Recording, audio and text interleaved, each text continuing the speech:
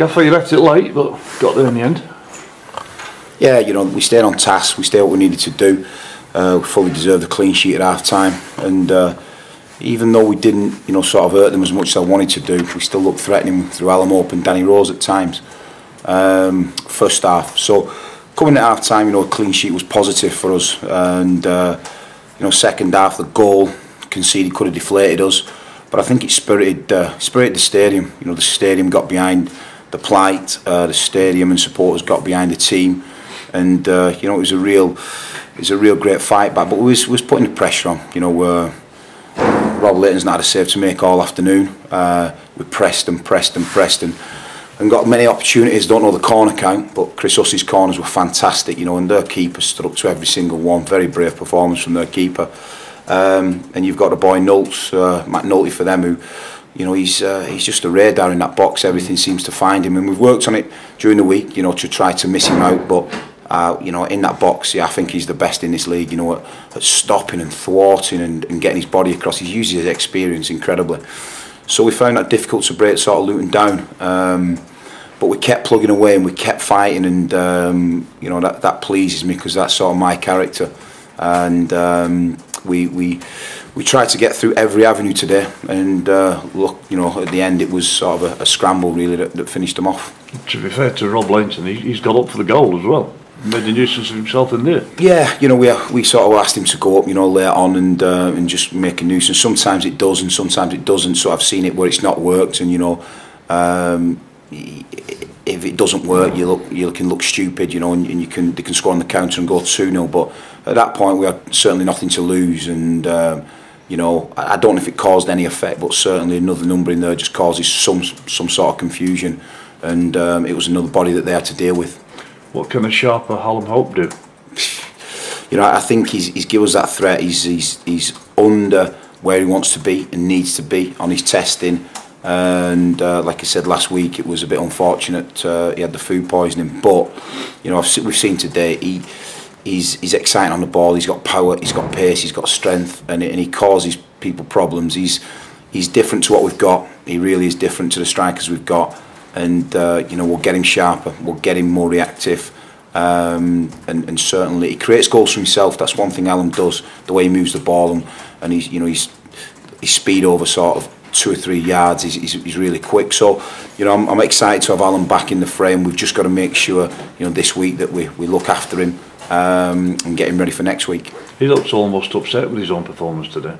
I think it's the goal. I think, you know, he's who's put the ball through, was it Tuts, the slide ball, and he just, like, he's got his foot, just, I'll watch that again, because he's got a great line into the ball. I'm just expecting him to lift the keeper's come out. And yeah, I think he's disappointed with that, because it's a good chance. You know, it's a good chance we've carved. You know, ready to get Alan in, and he's worked really hard to get in them positions. So I think that's what he's disappointed about. His performance. He's given us everything he's got. Are you going to call Nard's substitution an inspired one? No, not at all. You know, we planned to score in that minute. But no, it's one of them. You know, we've got fantastic forward players at this football club, and that's why sometimes you're scratching your head when you're not scoring goals.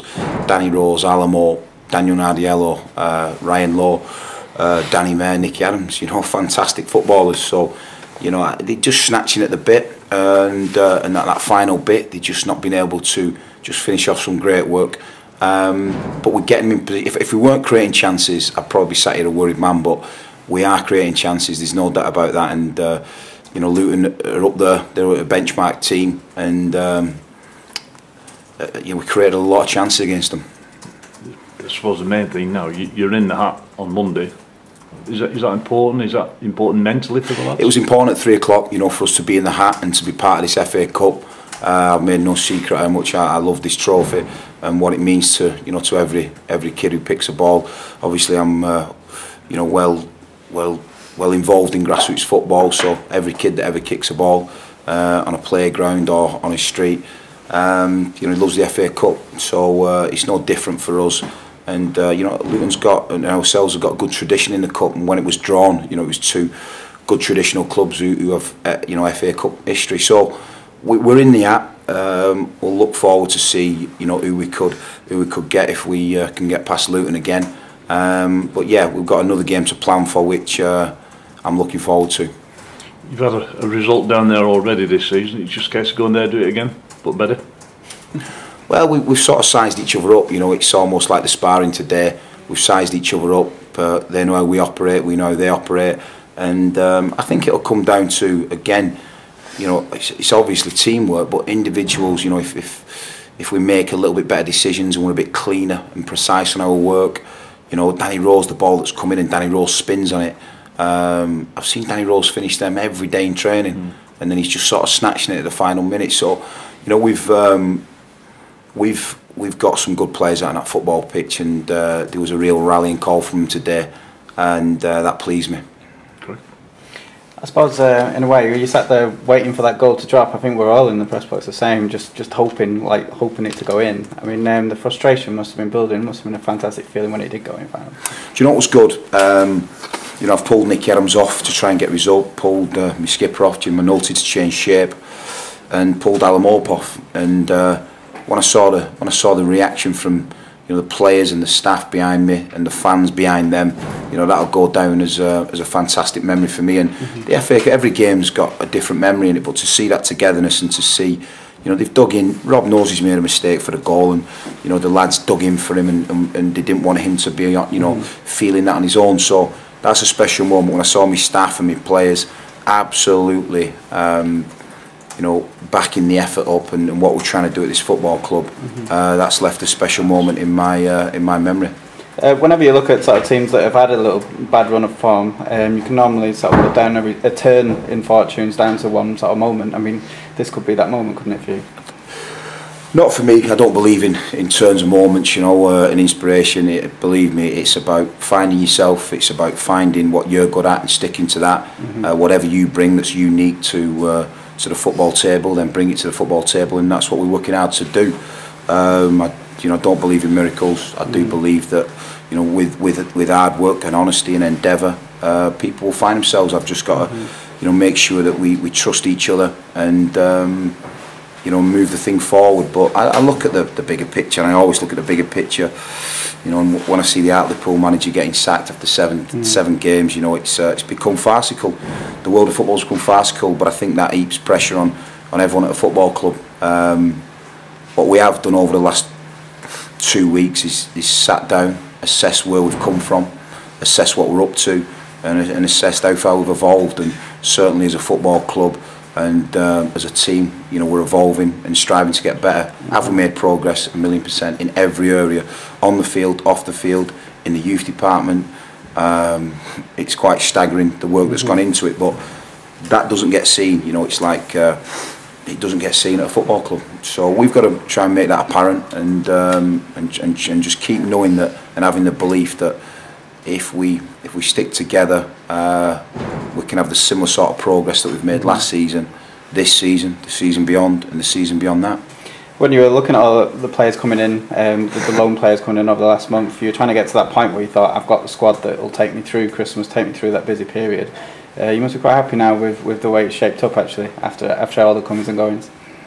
Yeah, it's a daily thing though. You know, I took the lads to Daytona on Wednesday as a group. You know, just sort of a together day. You know, and even then the competitive. Alan Mope ended up winning it, the go-karting, but you wanted to see the competitive edge to them. We put them in teams, and it was a fantastic sort of afternoon. So, you know, we'll build this squad together. It's something that I believe will happen. Things don't just happen overnight, but if they do, you get the boom and bust. You know, if you do something too quick, you end up getting there and then failing, you know, in the next phase of what you're doing. So we're trying to build it out. We're trying to build something with a patience, with a time, but certainly with a quality. And I think Bury, what it tries to deliver is quality now. Okay. With regards to the team that you had out on the pitch today, there's a few sort of changes, but obviously last week I think you listed so many different players that were either injured or ill. Have you sort of come through that? Has the illness left the camp now? And yeah, Ussie's back. Well, obviously Ussie's played today. Thought his delivery, some set pieces were phenomenal. Ussie's come through it. Obviously Alan Mope's come through it. Mills has not trained with us for the last couple of days. He's just, you know, gone down with it. But I spoke to a few managers sort of up and down the country, and Rochdale they had to put you know, keep 3 or 4 players away. So it's everyone. I think it's going about everywhere. A bit of a virus and that bit of illness. Sawsey was down today. Sawsey was down, and he come through it. So yeah, I've had we're through the worst of it, but you just don't know at this time. You know, the change in the weather, you just don't know. But we'll hopefully come through the worst of it. How about Kelvin? He wasn't in the squad today. Yeah, just a slight hamstring. You know, on Friday, just had a tweak of his hamstring. But you know, it's a problem that Kelvin over the last 2 or 3 years has had, and he knows his own body. He knows his own threshold. So Kelvin, you know, come out of training yesterday, but halfway through it. So we've just got to make sure we get Kelvin right for next week, and I think he will be. Okay, Pabs in the past has said that his leg would have to be falling off for him not to play a game. So I'm assuming that his groin is okay, or is he still sort of coming back? Really, is he at full fitness? Again, it's management. You know, it's management of that area.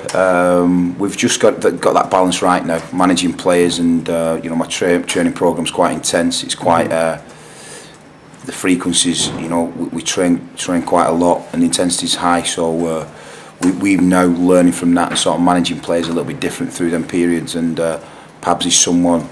He loves training every day, but we need to manage that and make sure that Pabs is training when we advise it's right. Okay, and just finally, I mean, with the squad, you mentioned all those players really. You've now got the headache of who to choose, who to leave out for Oxford for the next game. But it's a welcome headache, I suppose. You know, it's managers talk about an headache, and it's not really. I think if it's a football decision, it's never personal. It's always professional. I think I explain that to the players. I always talk to them why I've left them out, why I'm trying to win a football match. They all want to win every game, like I do, and you know, I think it's explaining to them, and that's the biggest part of what man management's about. And I certainly endeavour to do that every time I leave a player on the sideline. You know, I've got a football reason or decision that I'm doing that, and I let the player know, and they've dealt with it so far really well. Like I said, watching that reaction after we scored. Them players want to win football matches for this football club, and that pleases me. Okay, right, cheers, thank you very much. Cheers, guys. Cheers.